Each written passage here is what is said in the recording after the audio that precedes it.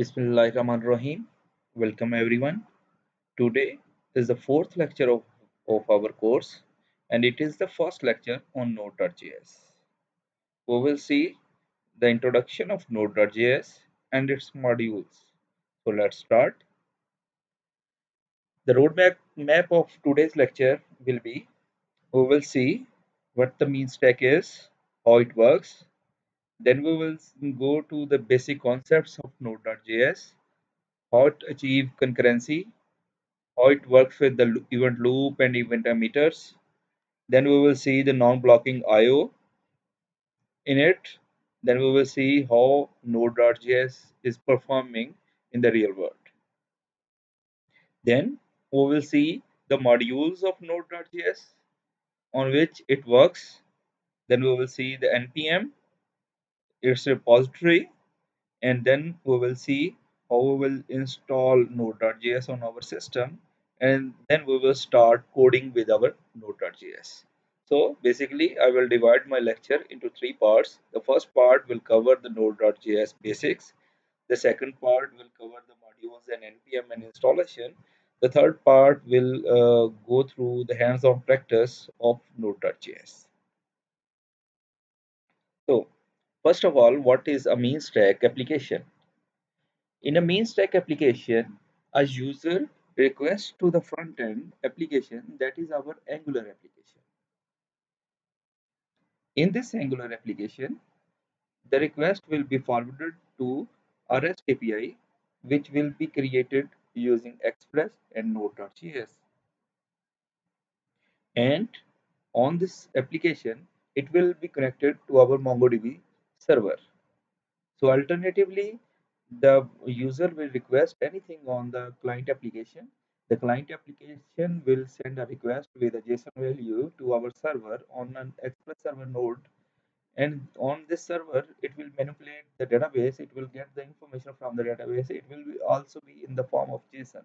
So you can see a JSON is traveling throughout your application.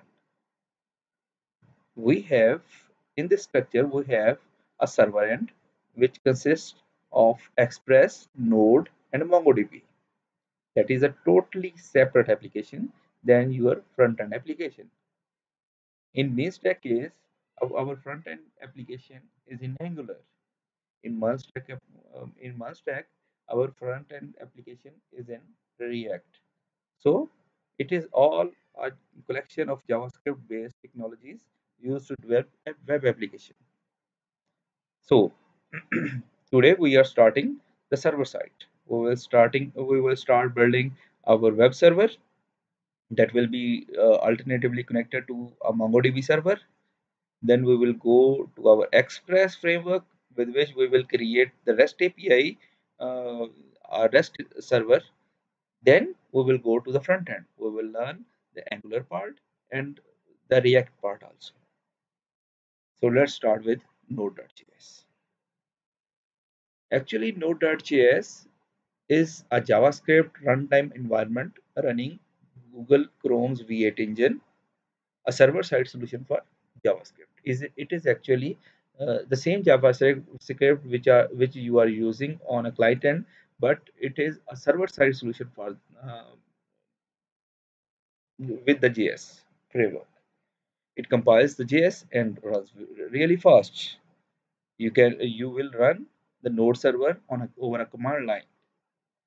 It is designed for high concurrency without threads and or new processes. This is a very interesting thing that normally whenever we want to achieve the highest concurrency, we create threads. We divide our application into multiple threads, but in Node application, we don't use multiple threads. We use only one thread, and with which it provides a high concurrency. Then it is never blocking, never even for IO. Normally, whenever a process calls an IO, whenever there is an IO, the process will be in a block state. But in Node.js, whenever there will be an IO, it will never block. It will use async methods to work onwards. More interestingly, it is being the Node server is using Common JS framework. Common JS framework is available in every browser, browser whatsoever it is. Either it is a Chrome, either it is Internet Explorer or Mozilla or any other browser. It is available within your browser. So Common JS frame it normally it uses Common JS framework. So it is very near to object-oriented language. We will see how it works in an object-oriented fashion. So we will see now see these concepts in detail, that how it achieves high concurrency, how it never blocks even for the I/O purpose. So we will see Node.js is a single-threaded application, but how it provides a high concurrency. It provides high concurrency via two concepts: the concepts of events, event loop, and a callbacks. With these two concepts, it provides a high concurrency to the application. Instead of threads, Node uses an event loop with a stack. uh, the framework of Node application is in such a way that it fires against any particular event. Whenever there is an event, it performs specific tasks. So whenever there is an event, it will be sent to the event loop and it will be performed accordingly. And the thread, as there is a single thread, so there will be no context switching. So it elevates the overhead of context switching. It takes the event one by one and perform it and provides the results. Node uses observable pattern. It does not load all the libraries into the memory. So whenever there is an action, it responds accordingly. Node thread keeps an event loop, and whenever a task gets completed, it fires the corresponding event, which signals the event listener function to execute. So this is the way out. It actually listens for an event. Whenever there is an event, it against that event, it fires the corresponding event listener, and that event listener performs accordingly whatever you have written the code in that event uh, listener. So. Uh, the JavaScript engine maintains several queues of unhandled tasks, and all those queues are basically your events, or those tasks are your events. Uh, if, and against that event, there are multiple. These queues include things such as events, timers, intervals, and immediates. Each execution of the event loop, known as a cycle, causes one or more tasks to be dequeued and executed. So in each cycle, whenever there is a new cycle, uh, uh, our basically thread fetch a new event and execute it accordingly. This is the concept.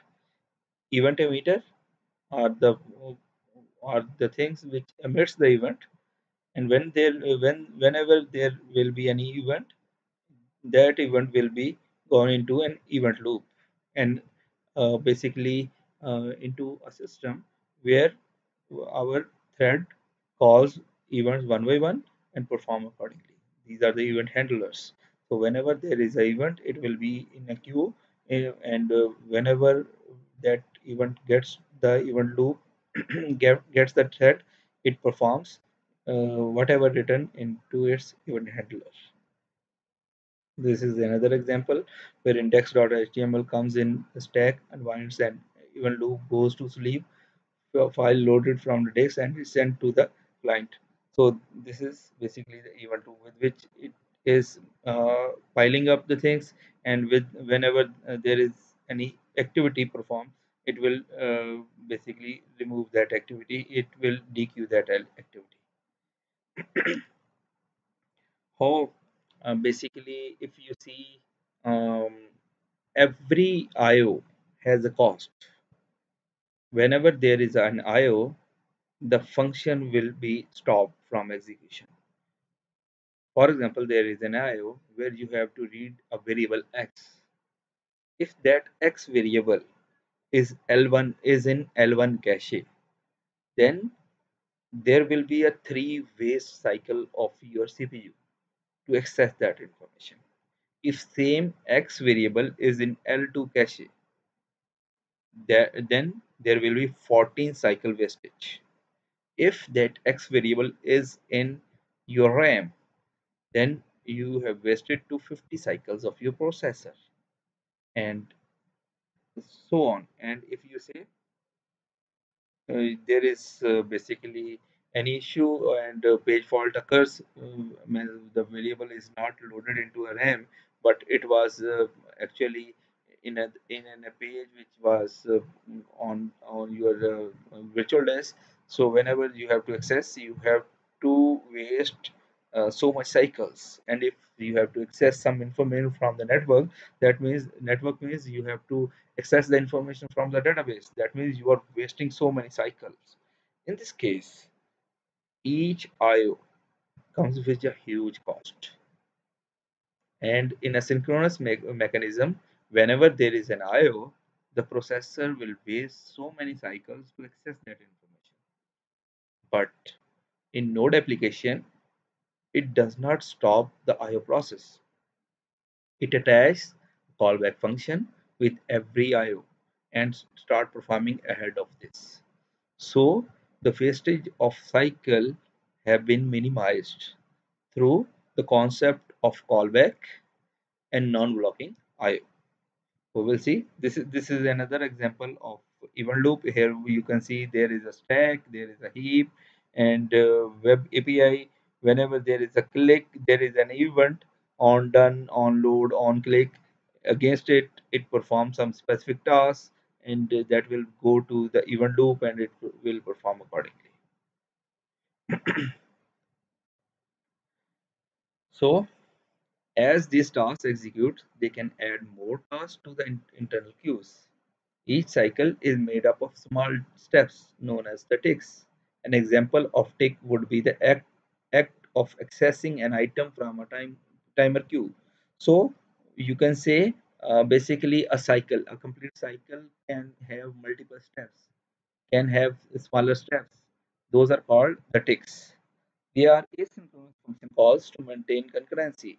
Node use observer pattern, so that is why first of all it use asynchronous mechanism, so it avoids IO blocking, and second it uses observer pattern.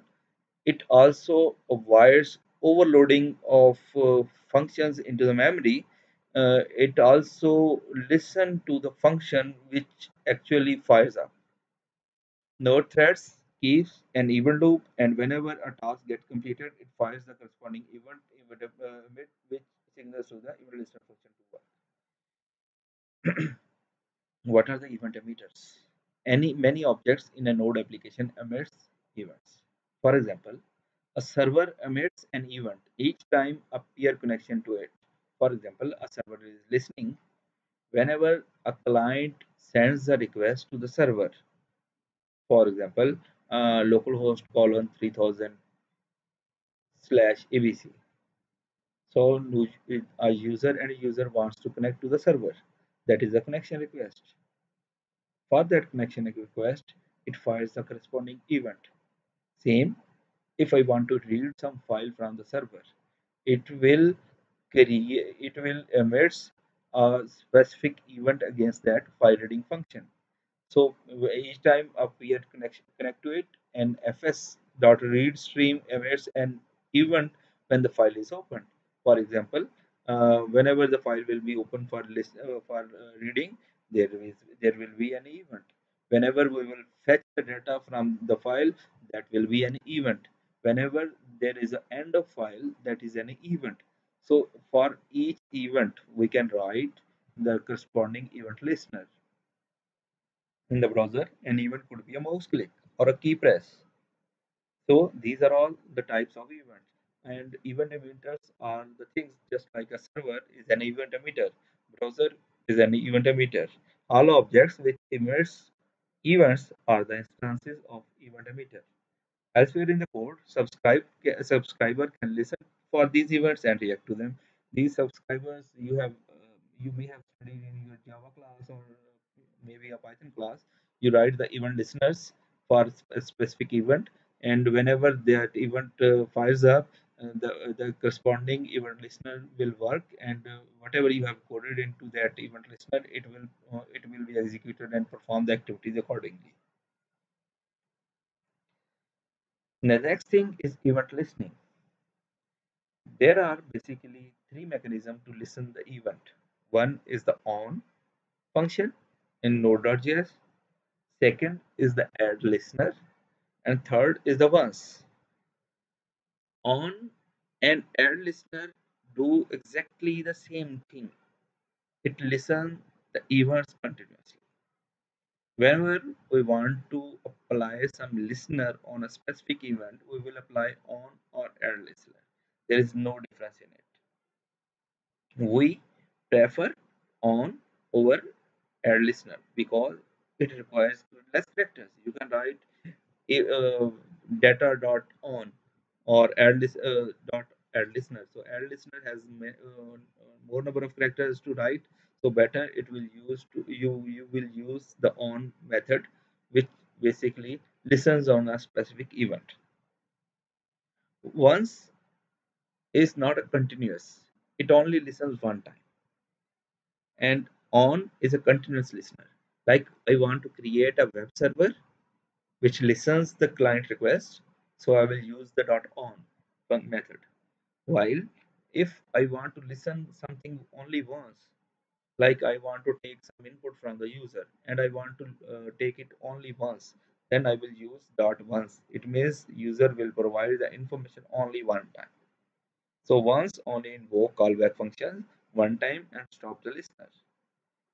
Error event can be handled like any other events. Following code show. Well, this is a, basically a sample code here. I will basically explain you one by one after a few slides. But in this example, I can show you that in a Node application, we have created a web server which is basically responding to the user with the hello world, and it is listening on 8081. Here dot listen is actually a wrapper function. It is actually dot on, but we have wrapped up is it is uh, it is being wrapped up using listen, just to tell the user that the server is listening. Else, actually, on the back end of this code, Node.js has basically written dot on function on, and this is the port number 8081. It is listening on port 8081, and by default, if you have not provided the server address, it means it is listening on the local host 127.0.0.1.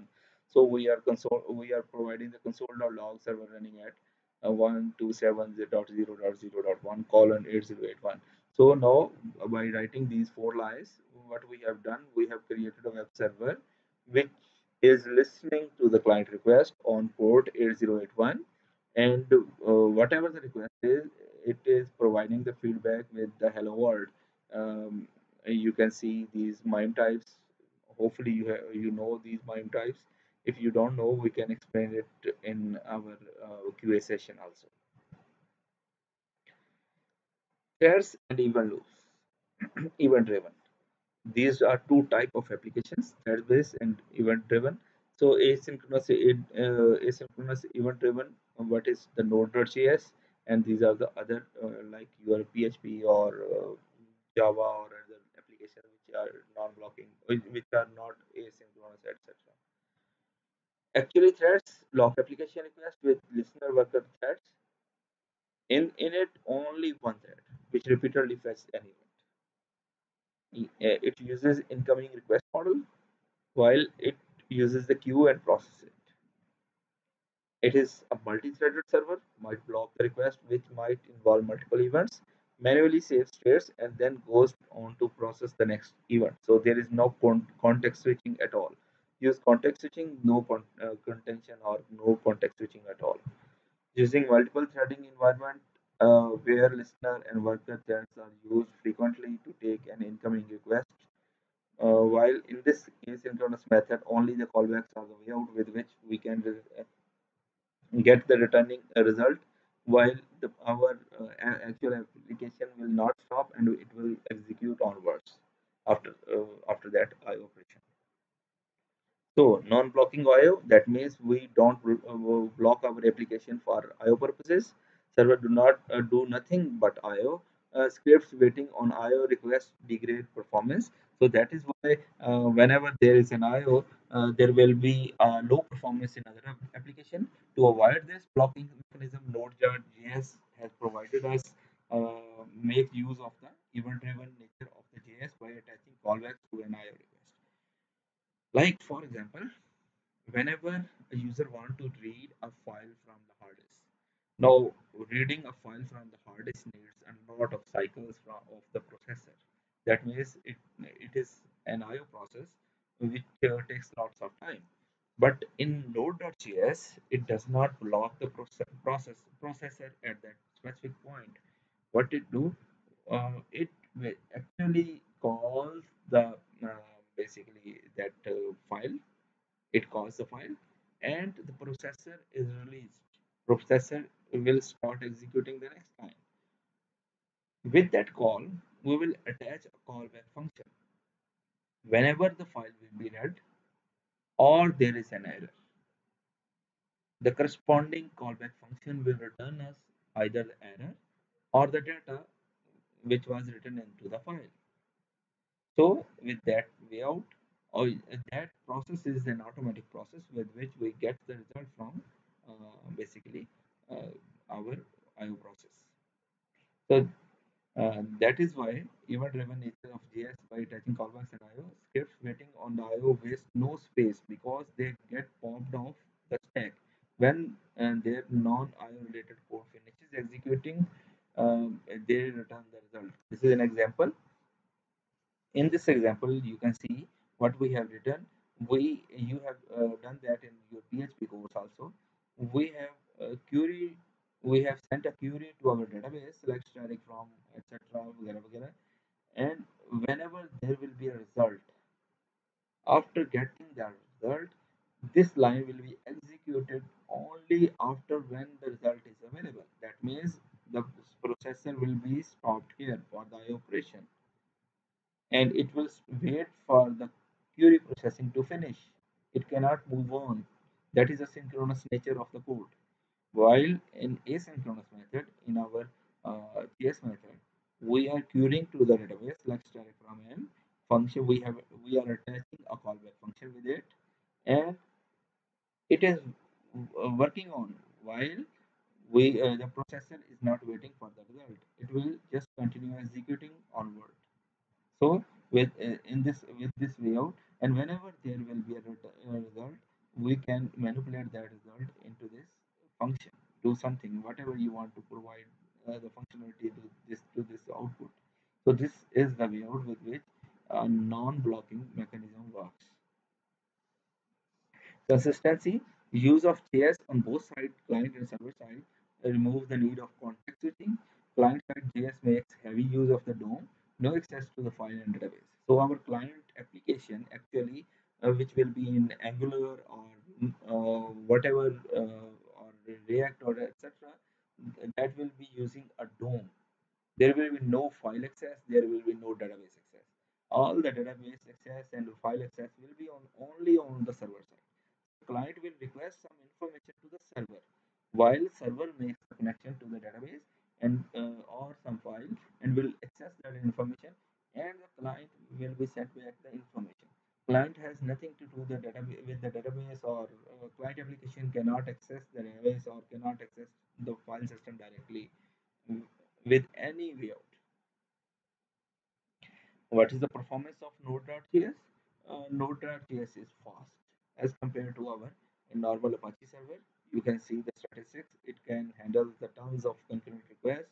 It's written in JavaScript, which means you can use the same code server side and client side. The same sort of code can be used on a server side or a client side. So a PHP server or Apache server via PHP, you can run this much number of 3,18,727 concurrent requests per second, while in a node server you can handle 5,56,930 requests at a time. So it is almost a double to the PHP or Apache based server. So alternatively, it has high performance. It due to its non-blocking nature and its callback. Well, sorry, its even loop. Non-blocking IO is using the callback function, and the second thing is your even loop. Single-threaded, no context switching. So two main concepts we have seen till now. One is basically callbacks. That means non-blocking IO. Whenever there is a request for IO, there will be a callback attached to that request, and it will send back the result as it get performed. It gets performed. And second thing what we have seen is the event loop. It does not have a multiple threads.